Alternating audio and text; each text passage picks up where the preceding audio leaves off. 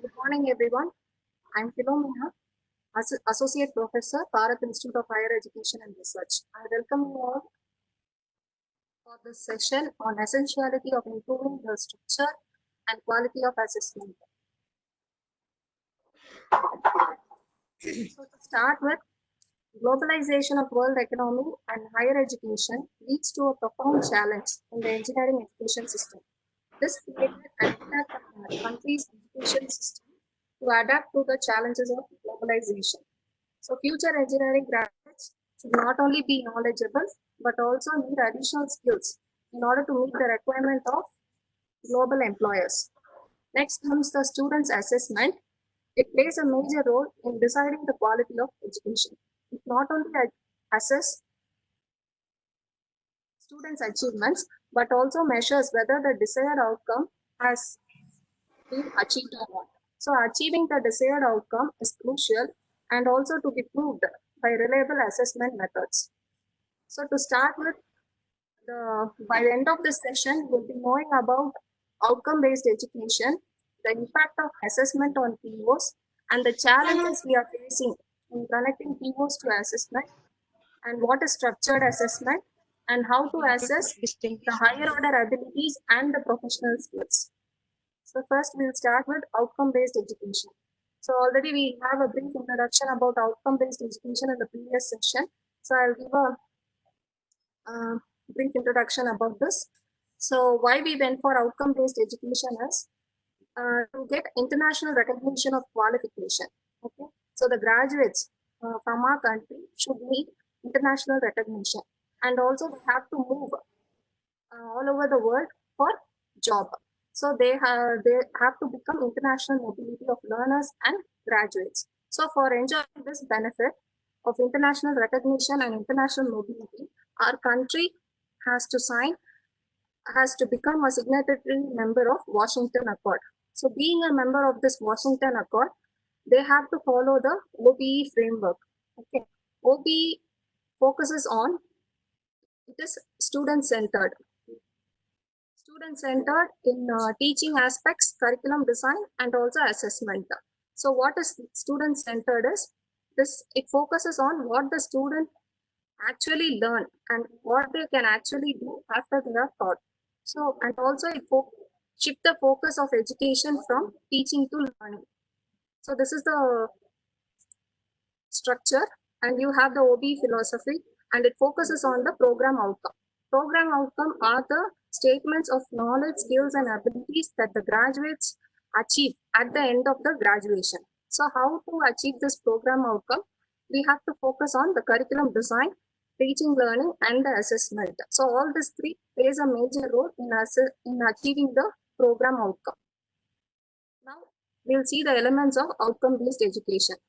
So first element is program educational objectives, next program outcome, and then course outcome. This course outcome is specific for individual courses, and we can also further refine to topic learning outcomes. So first we'll see what is program educational objective. So program educational objective is a statement that describes the career and professional accomplishment that the program is preparing the students to achieve. So this will be measured normally after 3 to 5 years of graduation. And this program educational objectives, it also addresses the institutional vision mission and also the program vision mission. And it is framed by collecting the feedbacks from the stakeholders. So this is a diagrammatic representation of PEO, and so we can see that it is assessed after 3 to 5 years of graduation. And what is the next is PO? I already told. It is the statement that tells what the gain by the graduates at the time of graduation. So we can see that at the end of 4 years, PO will be achieved, whereas PO is achieved after 3 to 5 years of graduation. And this is the framework of outcome-based education. So program outcomes is normally framed by NBA, and the term program outcome will be defined as graduate attributes by NBA and the ABET accreditation, that is Accreditation Board of Engineering and Technology, USA, they term this program outcome as student outcome. So I already told it is the student capability that is gained at the end of graduation.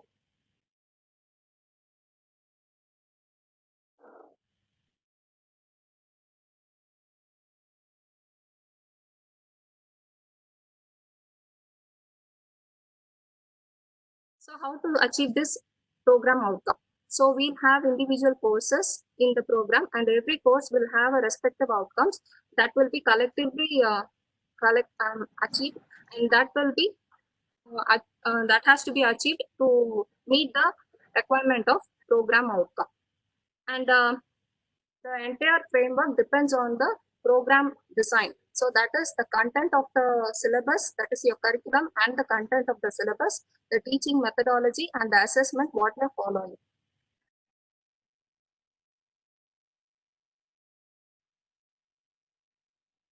So these are the 12 attributes, that is the abilities achieved by the graduates at the time of graduation. Okay. So all these, if you see, these 12 attributes are higher order abilities. So I'll tell you what is higher order abilities. Before that, we'll go through what are the program outcomes. So first one is the engineering knowledge, program analysis, design development of solutions, conduct investigation of complex problems, modern tool usage, and the engineer and society, environment and sustainability, ethics, individual and teamwork, communication, project management and finance, and lifelong learning. So we are dividing this program outcome into two halves. That is 1 to 5 is taken as the technical outcome, and 6 to 12 is taken as the professional outcome. So the graduates who are passing out from the college should develop the abilities in all this technical and professional outcomes.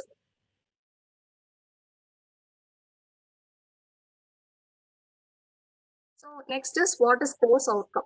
Course outcome is the detailed description of what a student must be able to do at the end of the course. So after we finish taking the course, what all the abilities the students will achieve or can able to do at the end of the course. So, and we have to follow a sequence when arranging the course outcome. That is, we have to follow a logical order from known to unknown and simple to complex. Next, the number of course outcomes for a particular course should be not more than 4 to 6. Okay, and all course outcomes should start with the action verbs, and each CO can map up to maximum of 3 POs. The reason is, if you map the CO with more than 3 POs, we have to provide the proof of assessment for all the attainment of all the POs, how we have attained. So we can map the CO up to a maximum of 3 POs. And for every CO, we can follow different assessment methods, because based on the level, we can keep the COs, that is from simple to complex. So first initial COs, that is CO 1, 2, like in that order, initial COs will be simple and it has to improvise to complex. So for each CO, we'll be following different assessment methods. So this is the structure or for mapping CO with PO, which is also known as course articulation matrix. So for data structure, we have taken the course outcome. So we have taken 6 outcomes and we are mapping the 6 outcomes with the program outcomes. Program attributes, they are 12, and see, it is being mapped. So we have taken only a maximum of 2 POs for each CO.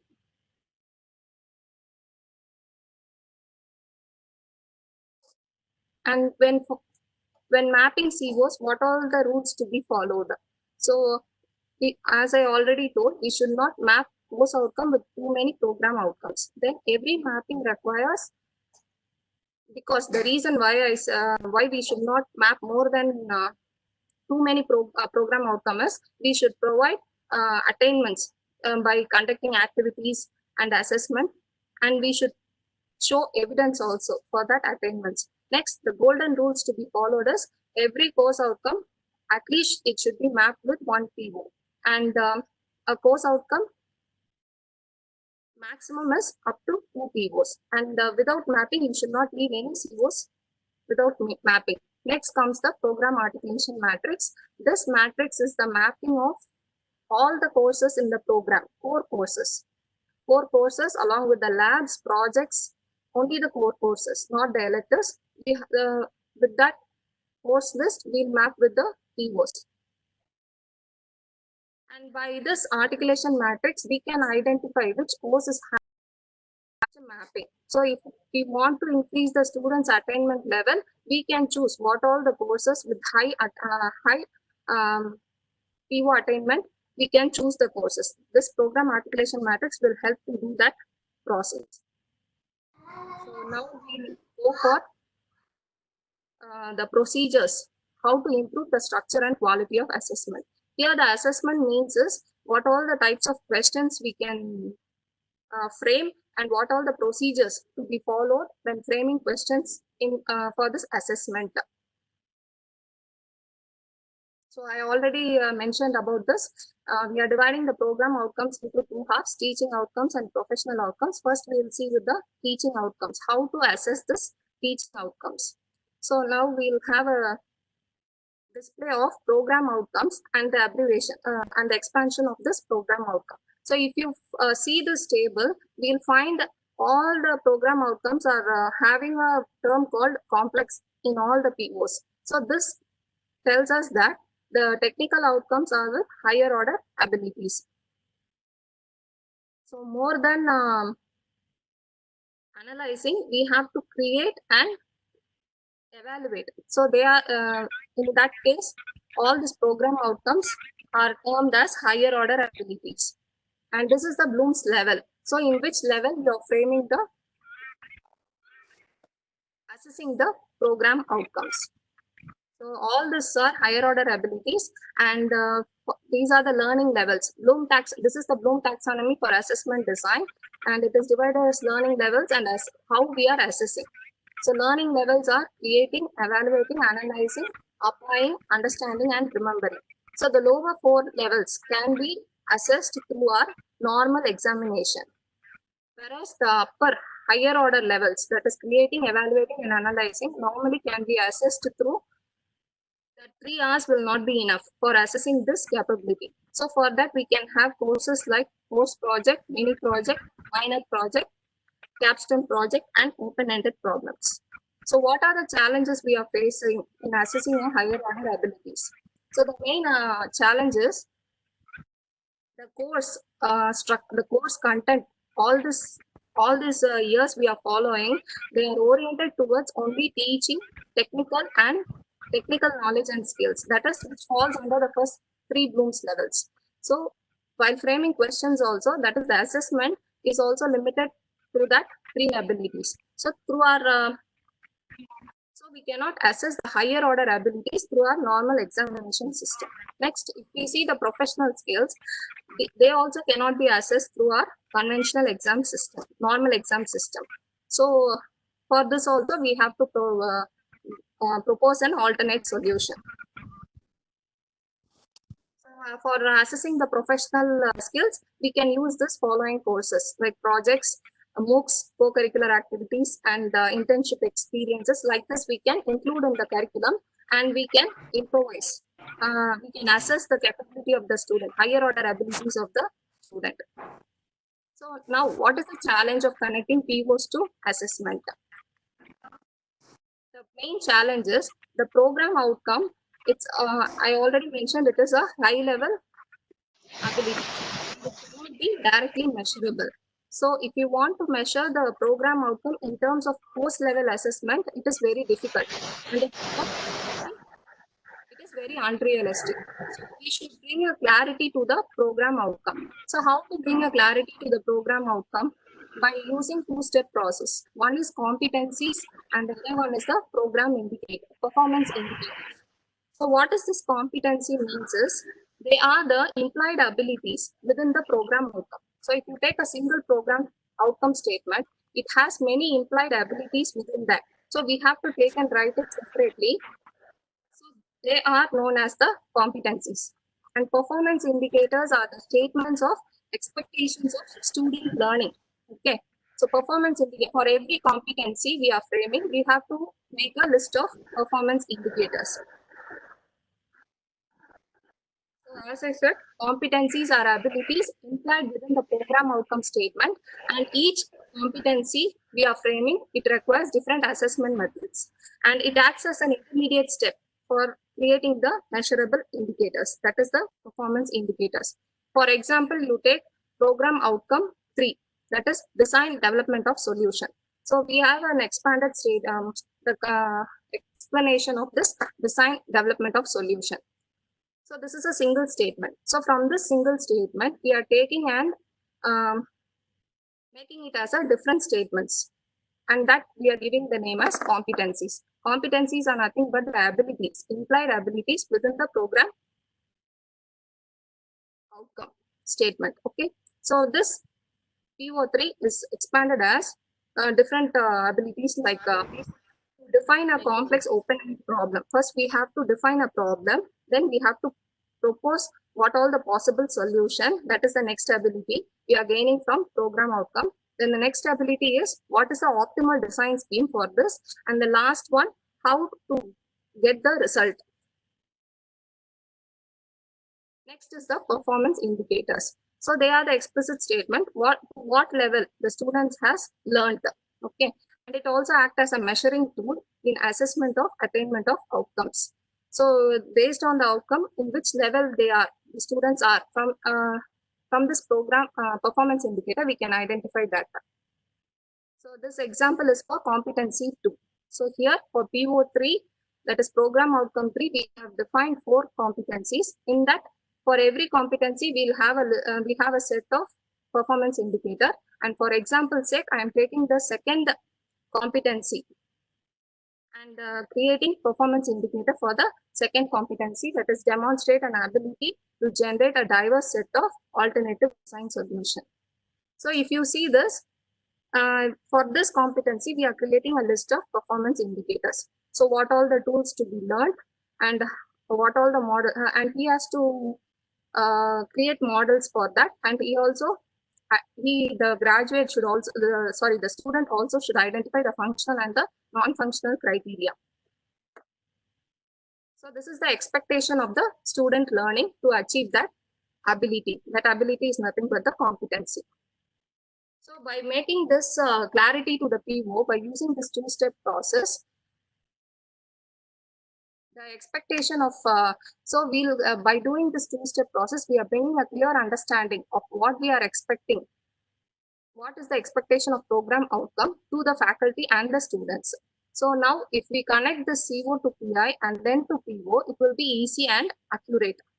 Instead of connecting directly CO to PO, it will be it won't be accurate, and it is not possible to give a realistic proof. So we have to connect CO to PI and then to PO. Then it will be easy and accurate. Next, if you map the questions with the PI, it will give a clear clarity and accurate solution for the assessment of CO and PO. So when you map your questions in the question paper with this PI, it will give an accurate solution to the CO and the PO also.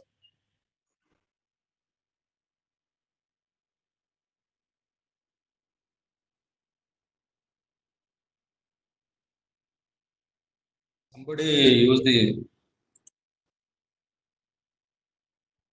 Somebody's taken the control of PPT.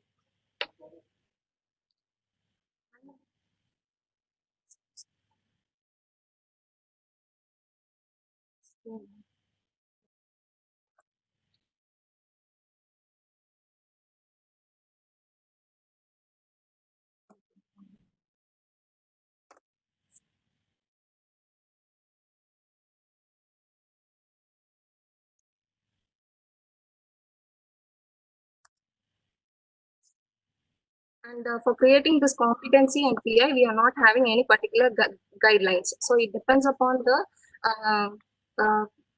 staff who's handling the course to create how many number of competencies and the number of PIs also.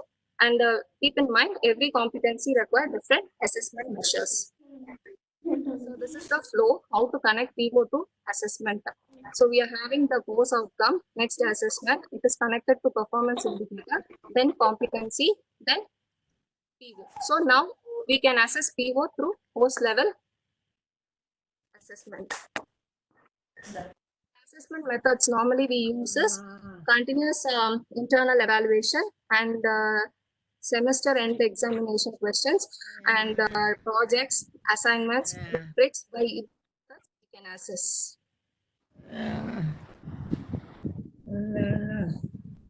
Assessment of higher order abilities. So when assessing the higher order abilities, first we have to bring a clarity what method of assessment we are going to use. Then we have to align the assessment with the desired course outcome. Because we are having 4 to 6 course outcomes for a particular course. So we have to align the assessment with the course outcome, and we also should bring a level, which level of learning each course outcome is, and what is the level of learning the student needs to achieve. That clarity also we should give. And every assessment methods is not universally valid for all type of learning outcome. So for every outcome, we should follow a different assessment methods. And without innovating assessment, we cannot innovate the assessment without innovating our teaching methodology. So if you want to give any innovation in the assessment, we have to improvise the teaching learning methodology, and also we have to give some innovation in the curriculum. So everything will be reformed.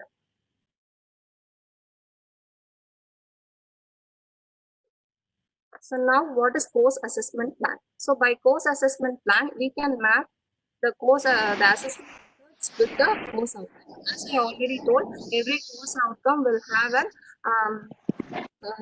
different assessment methods. So this assessment plan, course assessment plan, will help in mapping the assessment methods to the course outcome. And this is the basics for the course assessment plan, and the table will be like this: course outcome, which PO has been addressed for that course outcome, then performance indicator, then which level the course outcome belongs to, which level. So by using this course assessment plan, we can choose the assessment methods for the course outcome. Next, so we have to first course outcome, then we are connecting this course outcome to the program outcome and also the performance indicators addressed by that particular course outcome, and what is the level of complexity based on the Bloom's level. And this is an example for course assessment plan we have created for signals and systems. It consists of 4 course outcomes, and we have given weightage for individual course outcomes. And the methods, different assessment methods we are using is test 1, test 2, quiz, assignment, course project, and end semester exam. Okay, and certain course outcome will be evaluated, assessed. It can be assessed through test and quiz. And certain course outcome can be assessed only with test and end semester exam. But all the course outcomes will be assessed through end semester exam. And certain course, so like this, we can map assessment methods with the respective course outcomes. And this is next is the question paper structure. So first we have seen as course assessment plan. Next is question paper structure.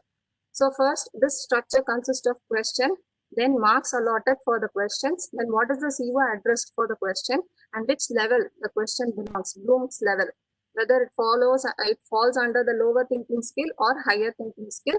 Then the last one is your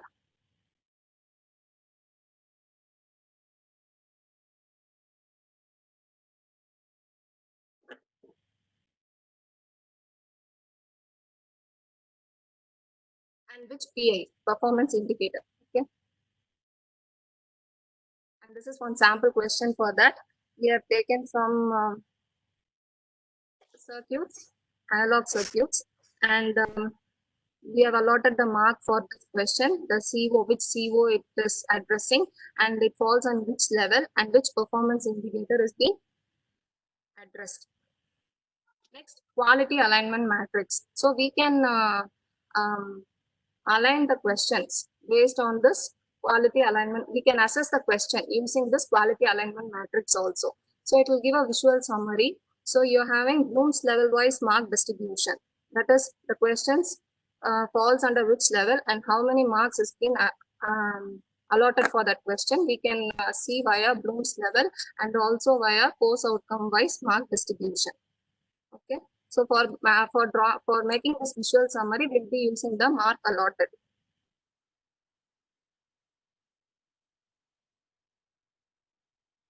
And this is the sample question paper for this quality alignment matrix. So we are having some set of questions and the marks allotted for the question, and each question belongs to which CO and which Bloom's level. Then what is the performance indicator set for that question? And then at the end, we can have the visual representation of Bloom's level-wise mark distribution and course outcome-wise mark distribution. So in this question, we have 36% of questions for level 2, 18 for level 3, and 46 for level 4. Course outcome wise mark distribution is for CO1 we have 8 and CO2 we have given 20 marks, CO3 it is 54, CO4 is 12 and CO5 is 6. So when you follow this course assessment plan, question paper structure and quality and alignment matrix, by following this, we'll have a consistency in the question paper quality, and also we can align, we'll have an alignment with the outcomes, the questions alignment with the outcomes, and what we'll give a clarity to the student what we actually expect. This assessment design, we have to follow a Bloom's taxonomy because we are going to assess the higher order abilities of the higher order abilities. That is, all the program outcomes are higher order abilities, and for assessing these higher order abilities, we have to follow a Bloom's taxonomy. So we know written examination plays a major role in assessing the learning and awarding grades, and it also plays an the questions we ask in the exam also plays an important role in defining the level of learning expected to achieve both in the course as well as the program. And since assessment drives learning, we have to frame questions beyond memory, just memory recall. Beyond memory recall, we have to frame questions in order to assess the higher order abilities. So this is the framework of Bloom taxonomy. It has design curriculum. We are using this Bloom taxonomy in designing curriculum, teaching methodology, and designing the questions papers, assessment questions also, that is examination questions. And this is the levels in the Bloom taxonomy. And since we are going to assess higher order abilities, we have to go beyond memory recall. And what all the verbs to be used when framing a question for different levels of Bloom's taxonomy. These are some of the examples for each level. So for remembering, if you take the verbs we are using as list, define, describe, state, like that we can use verbs. And understanding, again, we have describe, explain, paraphrase, associate, like this keywords we can use. And applying, calculate, predict, apply, like these verbs we can use. So similarly, for analyzing, evaluating, and implementing, we have a set of keywords to be used when framing the question. And if we can find certain keywords are repeated in different levels. So, but even though we are repeating, the weightage and the framing of question standard should belong to that particular level. We can use verbs in repeated verbs in different levels, but the standard of the question paper should fall under that level. That we have to keep in mind. So by this Bloom's taxonomy, when you use for designing assessment, it helps faculty to set the exam question paper quality question paper, and it also to test different cognitive levels. We have 6 levels, and all the 6 levels can be assessed or can be tested using this if we use this Bloom's taxonomy. Next, it also helps the faculty to overcome the tough and easy paper perception. Next, what is the recommendation? When framing assessment question is, we should not use more than 40% lower order thinking skill questions. Okay, we have to limit the questions up to 40%. Remaining 60%, we have to include questions of which make us to assess higher order ability. So, higher order thinking skill questions should occupy 60% of the question paper, and it also and have a policy that we have to fix weightages for different cognitive levels. So 6 levels are there, no? So we have to fix different weightage for different cognitive levels, and it varies. The cognitive levels varies from question paper. Of the question paper will vary from course to course, from one course to other courses. Next, how till now we have seen how to assess the technical outcomes of how to assess technical outcomes. Now we will see about the professional skills, how to assess this professional skills. So these skills, again, it is difficult to assess through a normal conventional exam system. That is 3-hour exam, it is difficult to assess. So it can be assessed using rubrics.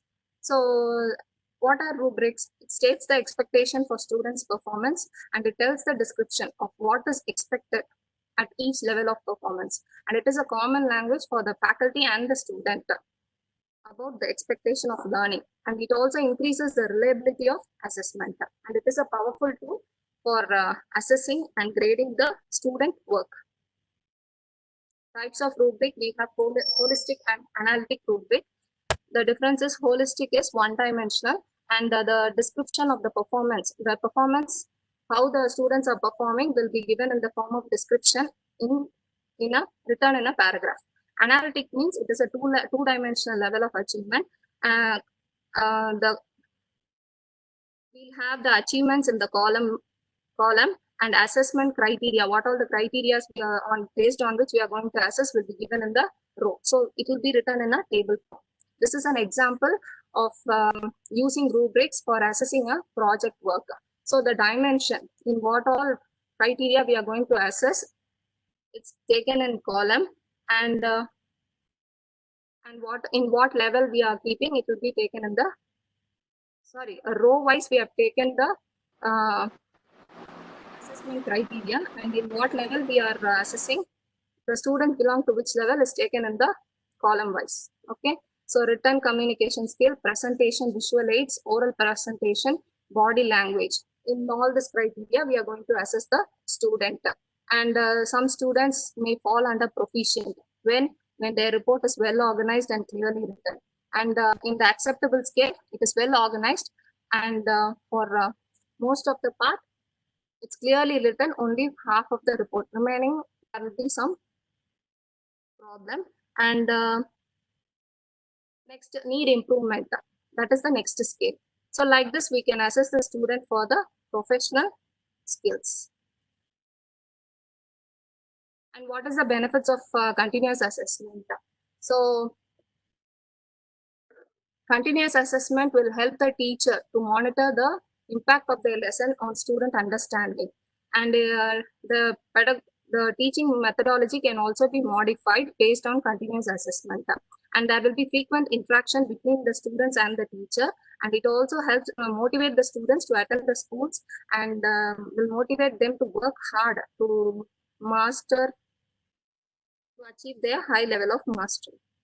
So by doing assessment in this process, what I have discussed now, we can satisfy the employer expectation. That is, as a graduate, when passing out at the time of graduation, he can get a good technical capability, and he'll develop all the skills, handle a teamwork, he'll have a critical thinking, and ethical and social response, communication, lifelong learning, problem solving, leadership. Everything can be attained if we follow a proper structured assessment in our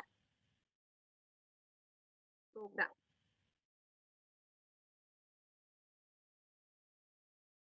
And last, I would like to conclude by saying that implementation of structured assessment, what we have discussed till now, is hard for the students to adapt.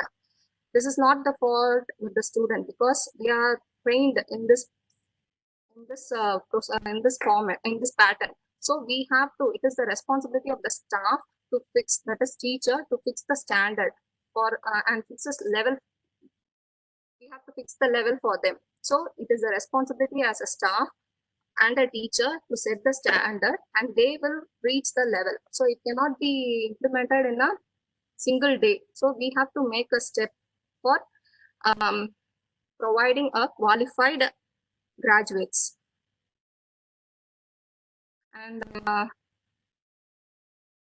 that is the end of the session. And I would like to thank our management and our Dean Academics, Dr. Venkatesh Babu, for giving me this opportunity for handling this session in this FTP. Thank you.